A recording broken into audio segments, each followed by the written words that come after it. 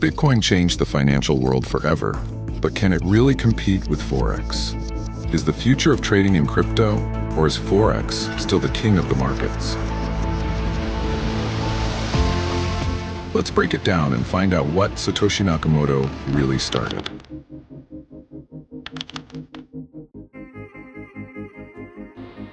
In 2008, an anonymous figure named Satoshi Nakamoto released the Bitcoin white paper, introducing a new form of digital money, completely decentralized, independent of governments, and powered by blockchain technology.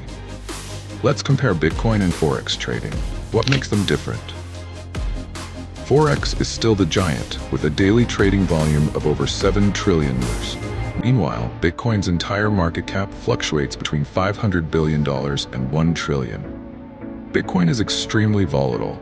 It can skyrocket or crash in hours, while major Forex pairs move more predictably. We print it digitally, so we as a central bank, we have the ability to create money digitally. We also print actual currency, and we distribute that to the Federal Reserve banks. Forex is tightly regulated by central banks and financial authorities, while Bitcoin operates outside traditional finance, making it riskier but also more independent. Forex runs 24/5, closing on weekends. Bitcoin never sleeps. It's traded 24/7.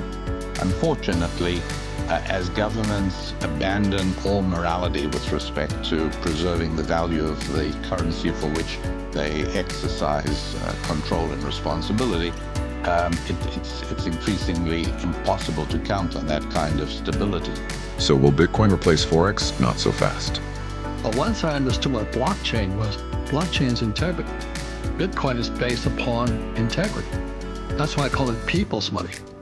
The government cannot make it. Bitcoin is not this centralized control of the economy. Bitcoin is built by the people for the people.